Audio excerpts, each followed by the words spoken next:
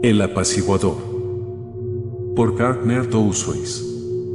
Audiocuento editado por Juan Pablo Flores Montaño. Para Cuentos Extraños. Weird Tales. El apaciguador. Roe había soñado con el mar igual que otras muchas veces. Cuando despertó esta mañana, el viento suspiraba por entre los árboles de afuera con un sonido que parecía el incansable murmullo de las olas, y por un momento creyó que estaba en la casa de ladrillos de la playa, y sin pasar todo lo que había pasado. Y la esperanza se abrió paso en él como si fuera una herida. «Mamá», dijo. Se sentó y estiró las piernas, esperando que los pies tocaran la cálida forma que era su perro Toby. Toby siempre dormía acurrucado a los pies de su cama, pero la ilusión ya estaba desintegrándose y cambiando y desvaneciéndose, y parpadeó con ojos semicerrados por el sueño al ver la débil luz azulada que se filtraba por la ventana del desván. Al sentir el tacto de la vieja manta del ejército y al darse cuenta de que no estaba en casa, que ésta ya no existía y que nunca volvería a tener una casa a la que llamar su hogar. Apartó las sábanas y se levantó. En el desván hacía un frío cortante, al invierno le costaba morir, y era el invierno más duro que recordaba, y el entarimado de madera le quemó los pies como si fuera de hielo, pero no podía quedarse más tiempo en la cama, ahora no. Todavía no se había levantado ninguno de los demás chicos. Avanzó por entre los demás camastros, golpeando accidentalmente uno de ellos de tal modo que su ocupante gruñó y se quejó y empezó a roncar con un fuerte registro, y finalmente llegó a la única ventana del cuarto. Era lo bastante alto como para llegar a ella si se ponía de puntillas. La obligó a abrirse, y la vieja madera del marco crujió en protesta, el yeso saltó en una nubecilla de polvo, y notó un escalofrío cuando el frío viento del amanecer se abrió paso golpeándole el rostro, revolviéndole los cabellos con fantasmales dedos. Pasando a través de él para invadir el resto del desván mal ventilado como si fuera un niño incansable al que dieran permiso para jugar. El viento olía a resina y tierra húmeda, no a olas y sal, y el piar que acompañaba ese viento era el gorgorito del reyezuelo y el graznar del azulejo, no el ruidoso chillido de las gaviotas, pero incluso así, apoyó los codos en el marco y se aupó para mirar fuera, con la mente aún inundada de recuerdos y sueños rotos. Y medio esperó ver el océano ahí abajo, prolongándose hasta el horizonte, lamiendo el lateral de la casa con pacientes oleadas. En vez de eso vio los árboles cuyas ramas se recortaban contra el cielo gris, el granero y la granja aún sumergidos en la oscuridad, los campos que les rodeaban, la agostada línea del camino, las boscosas colinas perdiéndose en la distancia. En las depresiones quedaban retazos de plateada niebla, arrastrada por los furiosos torrentes entre los riscos de sus orillas. Todavía no. El mar no le había alcanzado, todavía. En algún lugar hacia el este estaban las montañas, aún invisibles, y al otro lado de ellas estaba el mar con el que había soñado, bañando los polvorientos pueblos de Transylvania, los pueblos carboneros que ahora, de repente, eran puertos de mar. Allí esperaba el Atlántico, contenido, al menos momentáneamente, por la accidentada barrera que eran los Apalaches, puede que a menos de 20 kilómetros de distancia, más cercano ahora por las leguas de tierra tragada y las ciudades sumergidas de lo que había estado tan solo 3 años antes. Aquella lejana mañana había bajado al rompeolas para jugar a algo que no recordaba, para contemplar cómo se movían las olas en oleosas ondas, como si fuera algún metal pesado con forma líquida, viendo cómo la marea subía, y subía, y subía. Al principio le excitó ver cómo subía el nivel del mar, sobrepasando la marca máxima. Subiendo como nunca le había visto hacer antes, empezando a sentirse incómodo cuando el mar se tragó toda la playa, y a tener miedo cuando llegó a lamer la parte superior del rompeolas. El agua siguió subiendo, aumentando de nivel lenta e inexorablemente, tragándose poco a poco la tierra, sin pararse nunca, acercándose siempre, aumentando de nivel cada vez más. Para cuando se tragó el rompeolas y empezó a subir por la colina en dirección a su casa arrastrando sus fríos dedos casi hasta sus pies, él ya estaba gritando, y cuando las primeras aguas alcanzaron sus zapatillas, ya había dado media vuelta y corría despavorido por la ladera, llamando histéricamente a sus padres. Y el mar le seguía paciente, pisándole los talones. Los científicos lo llamaron una transgresión marina. La gente corriente lo llamó, inevitablemente, la inundación. Lo llamarás como lo llamases, había barrido para siempre al viejo mundo. Los científicos llevaban años hablando de esa posibilidad, alguno hasta notó que la temperatura era tan cálida como a mediados del anterior periodo interglaciar e iba en aumento, pero pocos sospecharon lo rápido que podía derretirse el hielo del Antártico. Durante esas caóticas semanas siempre había algún científico imbécil prediciendo que lo peor había pasado ya, y que subiría hasta un punto determinado y no subiría más, pero el mar lo superaba inexorablemente cada vez, internándose kilómetros y kilómetros tierra adentro con cada marea, llegando a subir hasta 30 metros durante un desastroso verano, anegando todas las tierras bajas del orbe hasta que dejó de haber tierras bajas.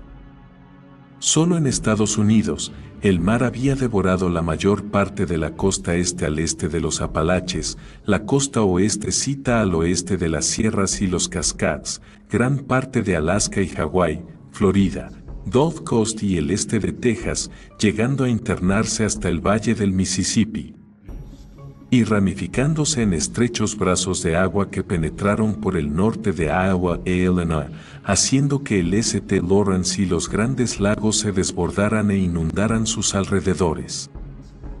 Las montañas verdes, las montañas blancas, los Adirondacks, los Poconos y los Catskills, los Ozarks, la cordillera de la costa del Pacífico, todo ello convertido en archipiélagos rodeados por el mar invasor.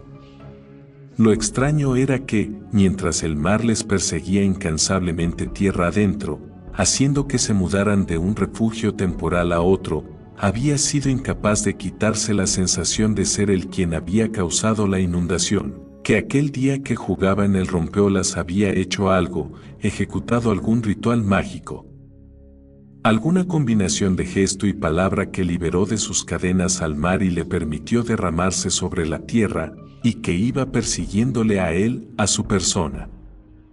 Un perro ladraba afuera, en algún lugar del campo, en la dirección de pueblo, pero no era su perro. Su perro había muerto hacía mucho, y su blanquecina calavera estaría rodando por el fondo del océano arrastrada, por las olas que fluían sobre lo que fue Brigantine, Nueva Jersey, a 30 metros bajo el nivel del mar. De repente se le puso la carne de gallina y se estremeció, frotándose con fuerza los brazos. Volvió al camastro y se vistió apresuradamente.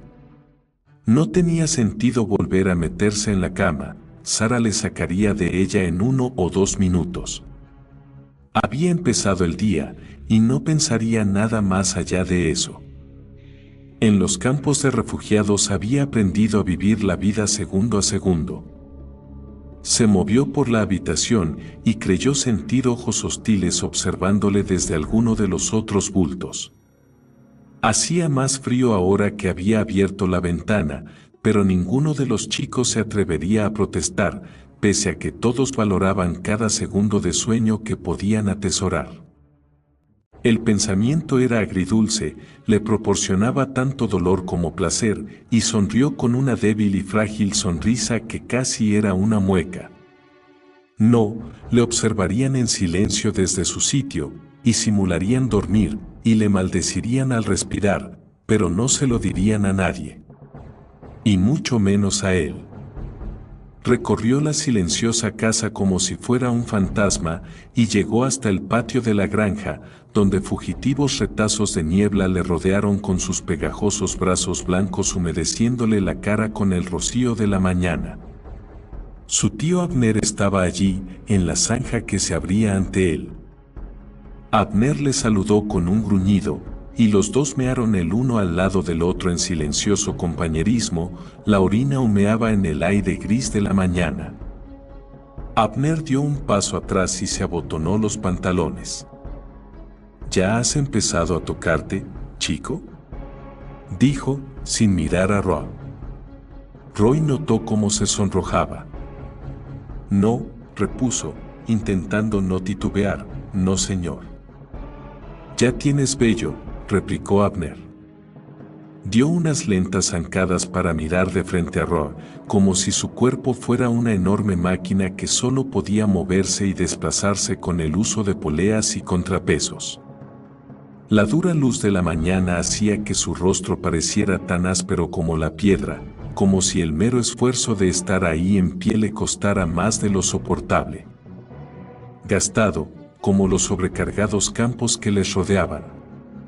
Solo los ojos tenían vida en ese rostro erosionado, eran duros e implacables como el pedernal y te miraban como si pudieran atravesarte y ver alguna cosa distante que nadie más podía ver. Ya te he dicho que debes mantenerte puro, dijo Abner, hablando lentamente.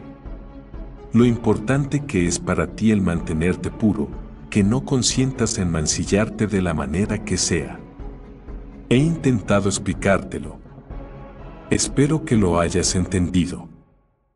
Sí, señor, contestó Roy. Abner hizo un movimiento dubitativo con la mano, con dedos extendidos y separados, como si intentara esculpir un significado del mismo aire. Quiero decir que es importante que lo comprendas, Roy. Todo tiene que ser adecuado. Quiero decir que todo tiene que ser adecuado o nada tendrá importancia. Tienes que ser adecuado en tu alma, chico. Tienes que dejar que la paz de Dios inunde tu alma.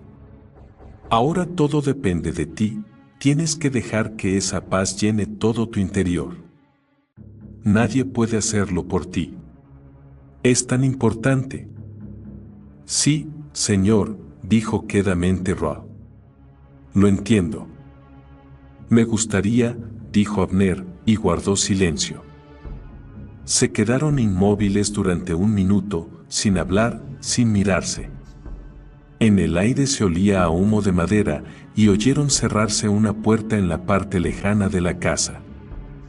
Miraron instintivamente a campo traviesa, al este, y entonces, mientras miraban, el sol se alzó por entre las montañas, partiendo horizontalmente en dos el plúmbeo y ceniciento cielo con una larga cuña roja que separaba el lejano horizonte de las ascendentes nubes. Un rayo de brillante y blanca luz solar les hirió los ojos, lanzándose hacia ellos desde el fin del mundo. Vas a ser un orgullo para nosotros, chico, lo sé, dijo Abner. Claro, Roy le ignoró, mirando fascinado como el brillante disco del sol flotaba liberándose de la línea del horizonte, visqueando por el resplandor hasta que le lloraron los ojos y la visión se hizo borrosa. Abner posó una mano en el hombro del muchacho. La mano era pesada y caliente, posesiva, y Roy se la quitó de encima, molesto, sin dejar de mirar al horizonte. Abner suspiró, empezó a decir algo, se lo pensó mejor, y dijo otra cosa. Entra en la casa, chico. Vamos a darte algo para desayunar. Cuando se sentaron a ello, y tras los usuales rezos e invocaciones de Abner, el desayuno resultó ser desacostumbradamente pródigo.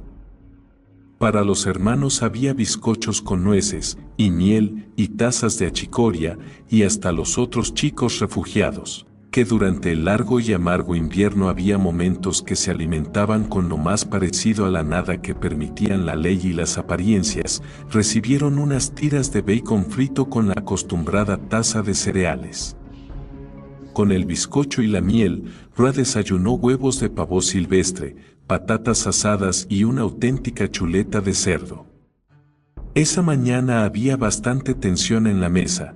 Henry y Luke tenían la cara seria y tensa, Raymond estaba irritable y preocupado, Albert parecía asustado.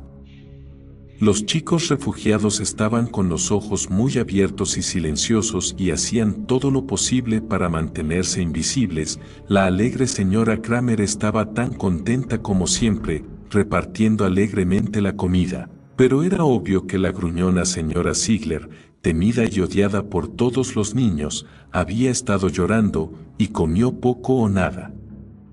La cara de Abner era de piedra, sus ojos duros y brillantes, y miraba a uno y a otro de los hermanos como desafiándoles a cuestionar su liderazgo y guía espiritual. Roy comió con apetito, imperturbable ante las corrientes emocionales que discurrían a su alrededor, concentrándose calmada y deliberadamente en rebañar hasta la última migaja de comida del plato. En los últimos meses había recuperado algo del peso perdido, pero según los antiguos estándares, esos que aplicaba su mamá hacía 4 años. Seguía estando penosamente delgado. La señora Reardon salió de la cocina al terminar la comida, iluminada con el orgullo justificado de alguien que ya ha realizado un imposible, y le presentó a Ro un objeto pequeño, rectangular, envuelto en brillante papel marrón. Se sorprendió un instante, pero sí, por Dios, lo era, una barra de chocolate Hershey, la primera que veía desde hacía años. Había sido comprada en el mercado negro, claro. Era muy difícil conseguir una en el empobrecido este actual y probablemente sería muy cara. Hasta los hermanos la miraban con envidia y los chicos refugiados tragaban saliva, sorprendidos. Cogió la barra Hershey, la desenvolvió con cuidado, poniendo al descubierto la pálida superficie de chocolate y uno de los chicos empezó a babear.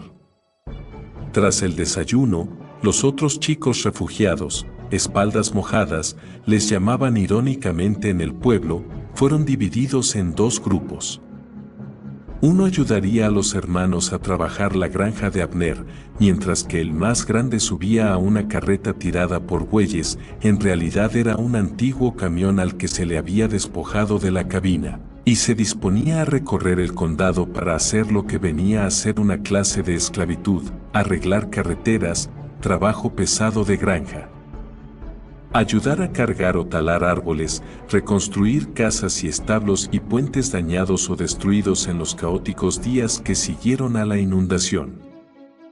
El gobierno federal, o lo que quedaba de él, intentaba desesperadamente, y no siempre con éxito, impedir que el atosigado y destrozado país se dispersara del todo, luchando para recomponer el Humpty Dumpty que había sido América, y le pagaba a Abner y a otros como él una asignación anual en pólizas federales o en promesas de mercancías, por alojar y alimentar refugiados de las tierras sumergidas.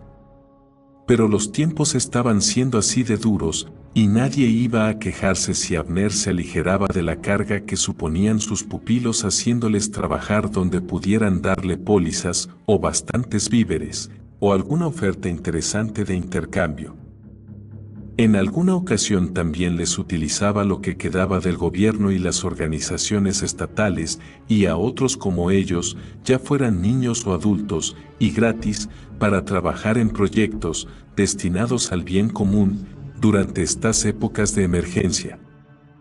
Cuando Roa deambulaba por la granja con poco o nada que hacer, había veces en que casi echaba de menos las cuadrillas de trabajo, pero solo casi. Recordaba demasiado bien el duro trabajo que se llevaba a cabo con escasas raciones, las enfermedades, los accidentes, el tambaleante cansancio, el sol abrasador y los enjambres de mosquitos en verano.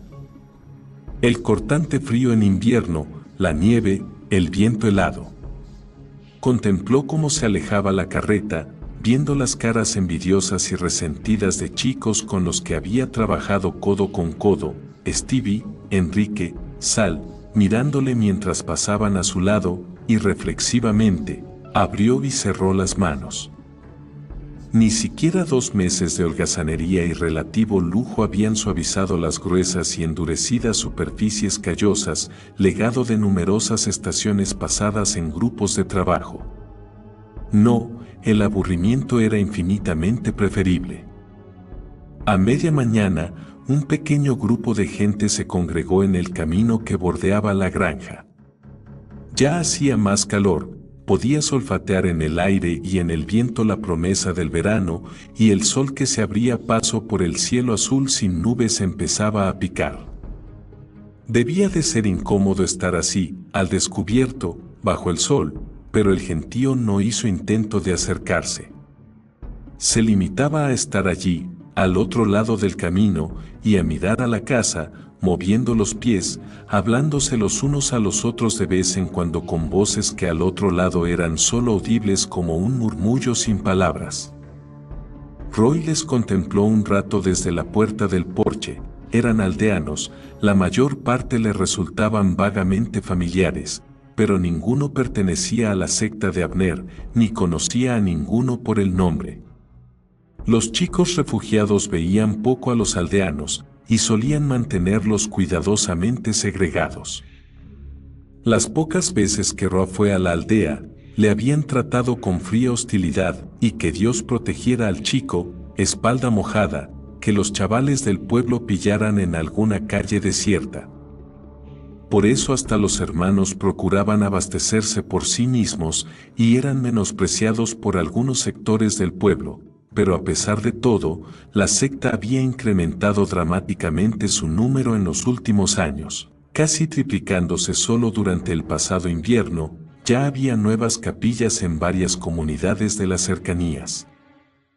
Entre la multitud, una mujer de rostro huraño avistó a Roy y le amenazó con su puño escuálido. «Hereje», gritó.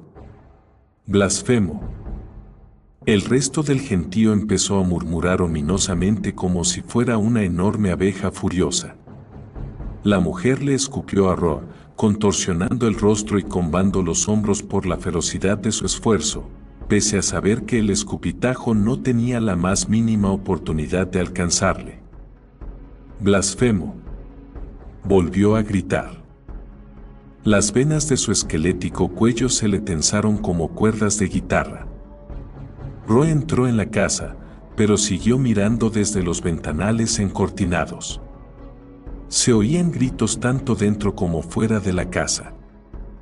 Los hermanos llevaban enclaustrados en la cocina la mayor parte de la mañana, discutiendo, y los gritos y la ferocidad de su discusión se sentían con claridad en toda la casa, traspasando fácilmente las delgadas paredes de yeso blanco de la desvencijada casa. Por fin, la puerta corrediza de la cocina se abrió, y la señora Ziegler salió al saloncito acompañada por sus 2 hijos y su enjuto marido de ceniciento rostro, y seguida por otras 2 familias de hermanos, 9 personas en total. La mayoría llevaba maletas, y unos cuantos tenían mochilas y atillos. Abner se apoyó en la puerta de la cocina y les miró partir. Su ira solo se evidenciaba en los blanquecinos nudillos de la mano con que se agarraba al marco. «Iros, entonces», dijo con desdén. «Os escupimos de nuestra boca. No penséis en volver». Se balanceó en el quicio, la voz trémula por el odio. «Estamos mejor sin vosotros. ¿Me oís?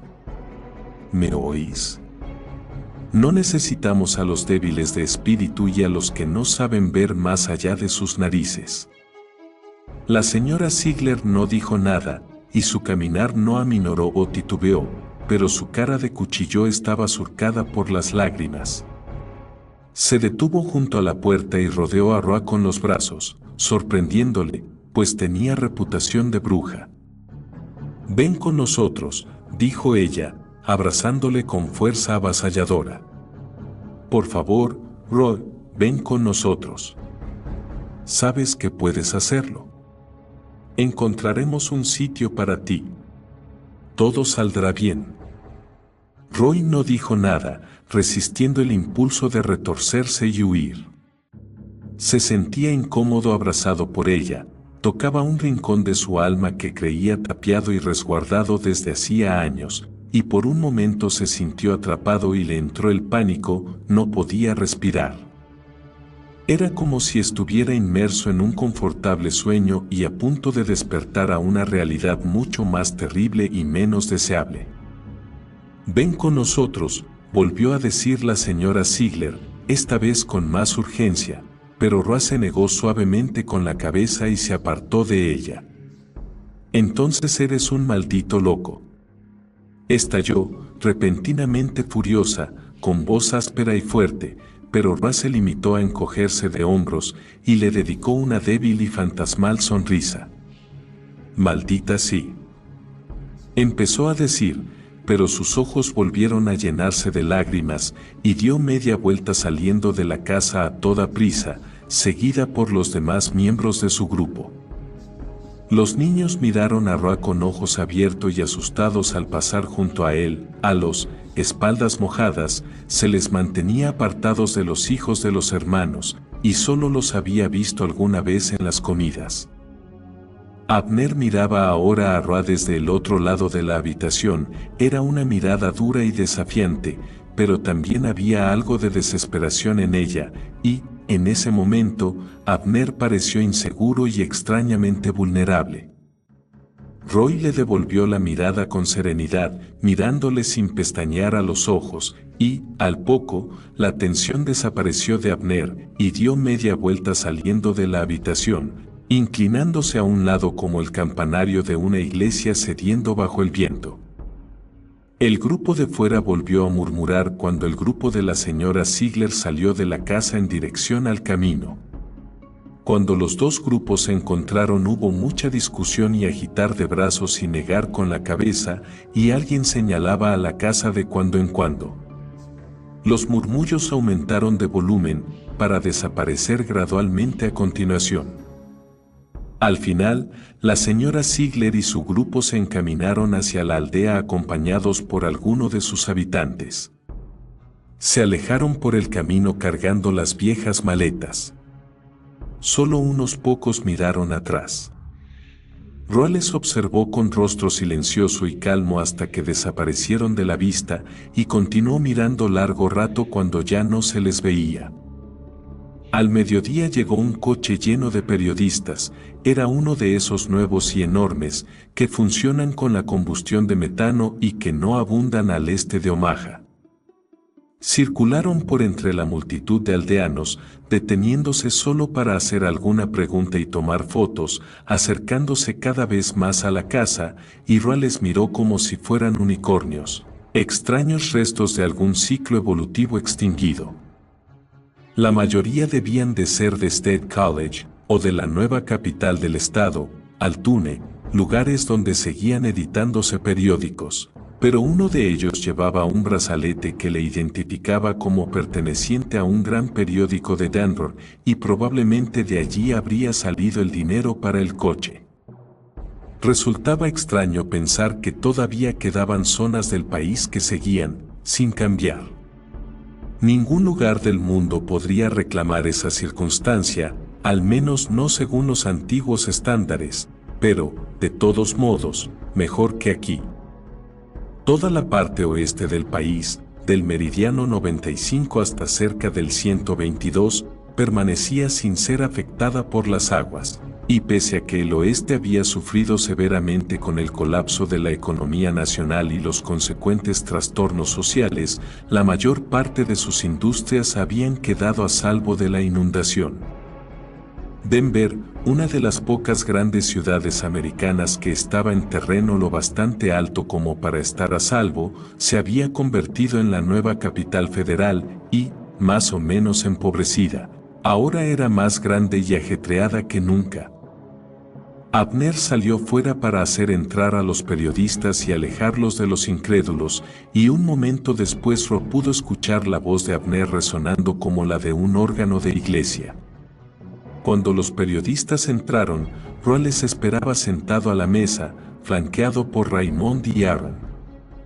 Tomaron fotografías de él, allí sentado, mientras les devolvía la mirada con calma, y tomaron fotografías mientras rehusaba educadamente responder preguntas, y entonces Aarón le pasó los papeles ya preparados, y los firmó, y repitió todas las fórmulas legales que Aarón le había enseñado, y también tomaron fotografías de esto. Y entonces, cuando ya no podían sacarle nada más y les incomodaba su vacía compostura y la remotez de su mirada, entonces se marcharon. La mayor parte de la multitud de fuera se dispersó en los siguientes minutos como si todo hubiera terminado, como si la marcha de los periodistas le hubiera quitado todo significado a lo que pudiera pasar entonces, y solo quedaron atrás una o dos personas, esperando como buitres en un camino que volvía a estar vacío. El almuerzo fue silencioso. Roy comió con ganas, disfrutando de todo, y la señora Kramer estaba tan jovial como siempre, pero los demás parecían sojuzgados, y hasta Abner parecía conmovido por el cisma que acababa de dividir su iglesia. Abner se levantó tras terminar la comida y empezó a orar en voz alta. Los hermanos siguieron sentados a la mesa con resignación, inclinando la cabeza, algunos escuchando, otros no. Cuando Peter llegó corriendo desde fuera, Abner alzaba los brazos hacia las grandes y ennegrecidas vigas del techo, con el sudor corriéndole por el rostro, y se detuvo, inseguro, en la puerta, intentando atraer su atención. Cuando resultó obvio que Abner iba a seguir ignorándole, Peter se encogió de hombros y habló en voz alta. El sheriff ha llegado, Abner. Abner dejó de rezar. Gruñó con un sonido cascado y agotado, esa clase de sonido que podría emitir un oso acosado cuando se le ha llevado al límite de su resistencia y alguien vuelve a atacarle con una lanza. Bajó lentamente los brazos y se quedó inmóvil un largo momento, y entonces se estremeció, como si al hacerlo volviera a la vida. Miró a Roy inquisitivamente, y casi pareció que suplicante, enderezó los hombros y salió de la habitación. Recibieron al sheriff en el saloncito. Raymond, Aaron y la señora Kramer, sentados en las viejas mecedoras, Roy, en un rincón, sentado en el taburete de un piano que ya no funcionaba, y Abner en el centro. Con las manos a la espalda y las botas firmemente plantadas en el suelo de roble como si estuviera en el puente de una goleta que se dirigía a una galerna, Sam Braddock, sheriff del condado, miró a los demás. Su mirada se detuvo un momento en Roy, y los ignoró, dirigiéndose a Abner como si estuvieran solos en la habitación. Buenas, Abner. Buenas, Sam, respondió con calma. Supongo que habrás venido para otra cosa además de saludar. Braddock gruñó. Era un hombre bajo, sólido, grisáceo, con cabellos gris acerado y un rostro cansado. Su uniforme era brillante y viejo y remendado por una docena de sitios, pero estaba limpio, y el enorme y viejo revólver que llevaba en la cadera parecía gastado pero utilizable. Jugueteaba con el informe sombrero viejo, haciéndolo dar vueltas por entre los dedos. Resultaba evidente que estaba avergonzado, pero también decidido, y por fin rompió a hablar. El caso es que he venido para disuadirte de esa maldita locura. ¿De verdad?, dijo Abner. Haremos lo que nos dé la maldita gana hacer, estalló Raymond, pero Abner le hizo una señal para que callara. Braddock miró cansadamente a Raymond y volvió a concentrarse en Abner. En su cansado rostro se marcaban con dureza las arrugas. No voy a consentirlo, dijo con bastante dureza. No queremos que pasen este tipo de cosas en la región. Abner no dijo nada. No hay nada que pueda hacer, sheriff, dijo Aaron, hablando con cierta furia, pero manteniendo su melodiosa voz bajo control. Todo es completamente legal de principio a fin.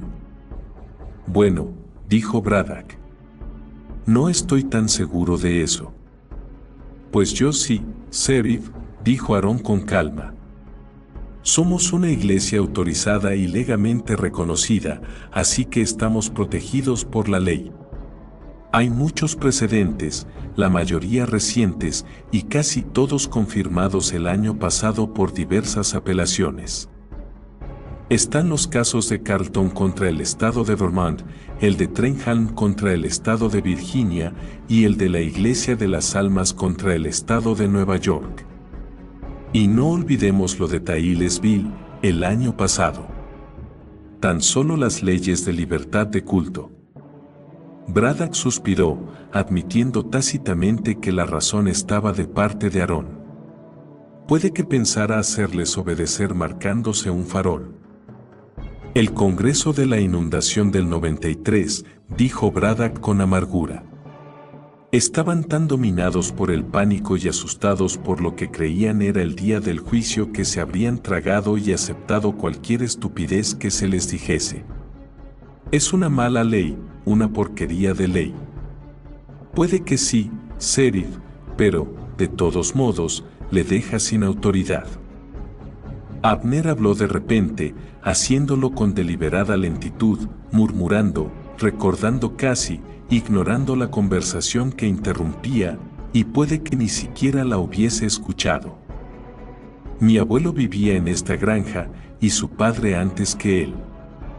Lo sabes, ¿verdad, Sam?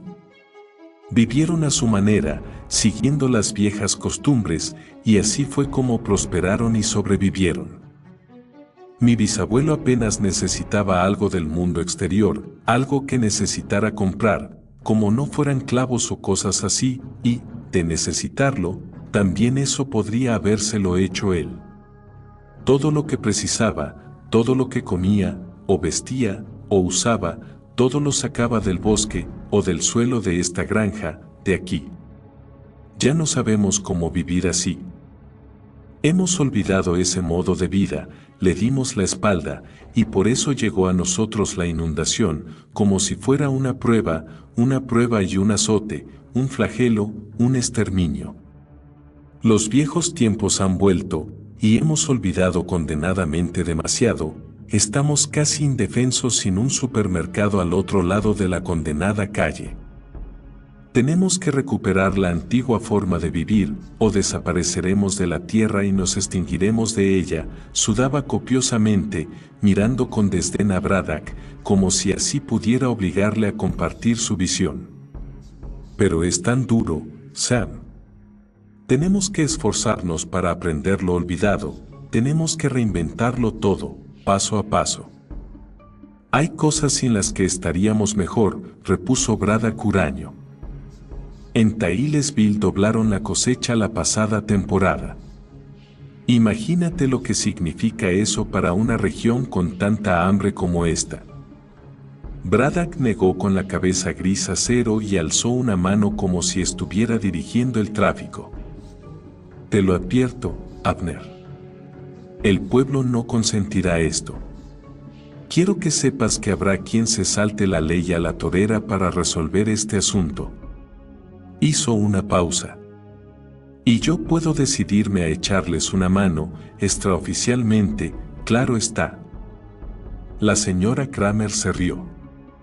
Había permanecido sentada en silencio, asimilándolo todo, sonriendo benévolamente de cuando en cuando, y su risa resultó chocante en la caldeada habitación, tan dura como el graznido de un cuervo. No vas a hacer nada, Sam Braddock, dijo jovialmente. Ni tampoco lo hará nadie más. Tenemos con nosotros a más de media región, casi toda la gente del campo y a una buena parte de la aldea. Le sonrió complacida, pero tenía los ojos entrecerrados y crueles. Y además recuerda que sabemos dónde vives. Y dónde vive tu hermana y el hijo de tu hermana allá en Framington. ¿Amenazas a un agente de la ley? Dijo Braddock, pero lo dijo con voz débil, y su cara, cuando la apartó para mirar el suelo, parecía enferma y vieja. La señora Kramer volvió a reírse y reinó el silencio. Braddock siguió escondiendo la cara durante otro largo momento, luego se puso el sombrero, ajustándoselo con firmeza en la cabeza, y cuando la levantó, ignoró a los hermanos dirigiéndose a Roa. No tienes por qué quedarte con esta gente, hijo. Eso también es la ley. Mantuvo la mirada fija en Roa. Di una palabra, hijo, y te sacaré enseguida de aquí. Mantenía firme la mandíbula y acariciaba la culata del revólver como para darse valor. No podrán detenernos. ¿Qué dices? No, gracias, dijo Roa con calma. Me quedo. Esa noche, mientras Abner unía las manos y rezaba en voz alta, Roa se sentó ante el fuego del saloncito, sin preocuparse de nada más, mirando cómo las llamas proyectaban la gesticulante sombra de Abner sobre las blanqueadas paredes. Roa sabía que habían puesto algo en el vino que le daban a beber. Puede que a algún otro le viniera bien, pero él no lo necesitaba. Abner seguía incitándole a que acogiera la paz de Dios en su corazón, pero tampoco lo necesitaba. No necesitaba nada. Se sentía calmado, con pleno control de sí mismo, y remoto, disociado de todo lo que le rodeaba, como si mirara al mundo por el lado erróneo de un telescopio, sintiendo solo un mero interés científico al contemplar cómo evolucionan las pequeñas figuras. Era como mirar la televisión con el sonido apagado. Si esto era la paz de Dios, la llevaba consigo desde hacía meses, desde finales del terrible invierno último, mientras luchaba durante 12 horas diarias en medio de heladas tormentas y cortante viento, cargando piedras para cimentar edificios, cuando todos, tanto hermanos como espaldas mojadas, estuvieron a punto de morir de hambre. Cuando empezó a llegarles noticia de lo sucedido en Tailesville, cuando Abner, que hasta entonces había ignorado a su rebaño, empezó a hablarle por las tardes acerca de los viejos tiempos. Puede que el gran frío empezara a aposentarse en él incluso antes, en ese primer día del Nuevo Mundo, mientras se alejaban en coche de Brigantine, con el agua subiendo hasta los cubiletes del Toyota, y oyó los frenéticos ladridos de Toby en algún lugar detrás de ellos. Su padre murió aquel día. Murió de un ataque al corazón mientras luchaba por colocarlos en un bote sobrecargado que les habría llevado hasta la salvación, que era Nueva Jersey. Su madre murió meses más tarde en uno de los numerosos campos de refugiados, llamados pueblos de la inundación, y que brotaron a lo largo de toda la nueva línea costera. Se había limitado a rendirse, se sentó en el barro, puso la cabeza entre las rodillas, cerró los ojos, y murió. Así de sencillo. Roy lo había visto muchas veces en los pueblos de la inundación, unos lugares tan horriblemente emponzoñados que incluso la vida en la granja de Abner, con toda su desolación dickensiana, sus trabajos forzados y sus escasas raciones, le parecieron, y le seguían pareciendo, un cambio notable a mejor. Era extraño, y sabía que estaba mal, y a veces le preocupaba un poco, pero apenas pensaba ya en su padre y su madre. Era como si su mente se apagara por sí sola cada vez que les recordaba.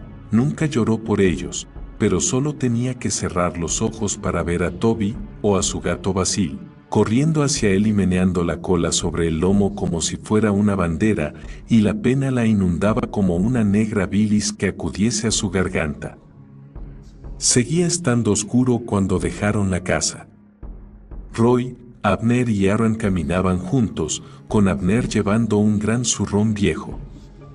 Hank y Raymond iban delante con pistolas por si había problemas, pero hacía bastantes horas que el frío había echado al último de los alborotadores de la tarde y el camino estaba vacío, destacando en la oscuridad como una estrecha franja de carbón. No hablaba nadie, y no se oía más sonido que el de la grava crujiendo bajo las botas. Volvió a ser una mañana fría, y los pies desnudos de Roa se quemaban cada vez que pisaba el asfalto, pero siguió adelante con estoicismo, ignorando la mordedura del carbón y los guijarros. Su aliento humeaba débilmente contra las pálidas estrellas. El campo se extendía oscuro e informe a ambos lados del camino, y en una ocasión oyeron la agitación de algún animal huyendo de ellos por entre la maleza. La bruma fluyó lentamente por el camino para recibirles, haciendo que sus brillantes dedos plateados ondearan alrededor de sus piernas. El cielo era grisáceo al este, donde el mar dormía detrás de las montañas.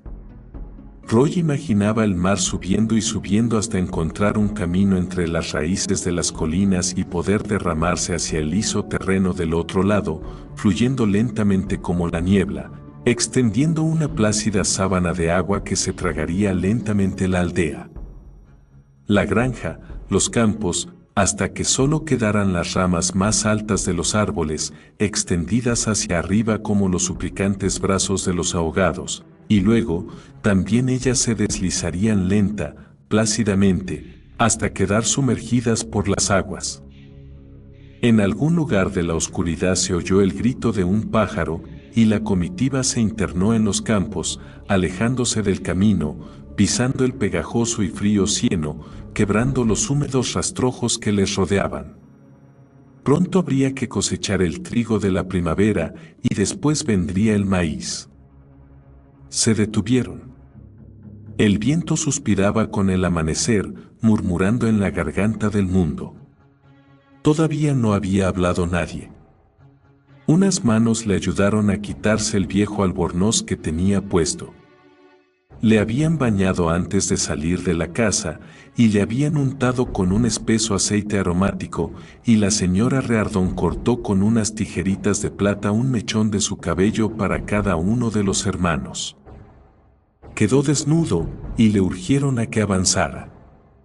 Lo hizo con pies torpes y lentos.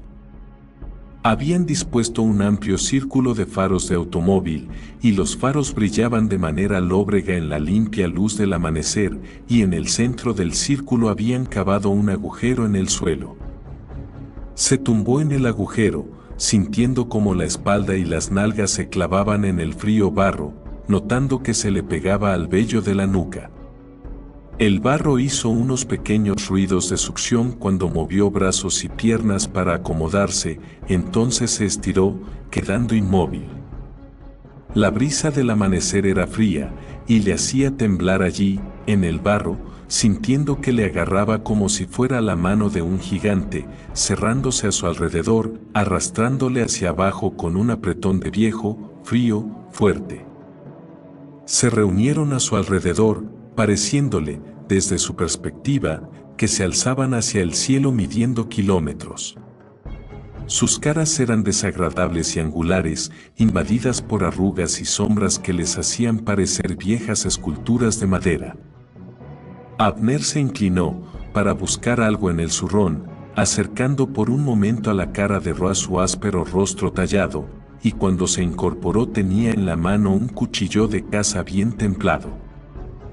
Abner empezó a hablar, desgranando las palabras en voz alta y áspera, pero Roa ya no le escuchaba. Contempló con calma la manera en que Abner alzaba el cuchillo en el aire, y volvió la cabeza para mirar por última vez.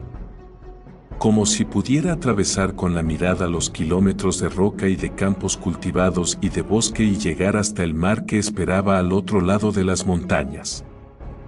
Basta con esto, pensó deslavazadamente, ignorando las enormes figuras de espantapájaro que se agitaban sobre él, forzando los ojos para mirar por última vez a donde vivía la presencia, hablándole ahora solo a la presencia, al mar, a esa vasta deidad sin remordimientos, negociando prudentemente con ella, con esperanza, con astucia.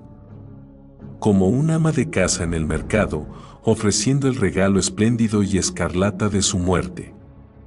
¿Basta con esto? ¿Vale con esto?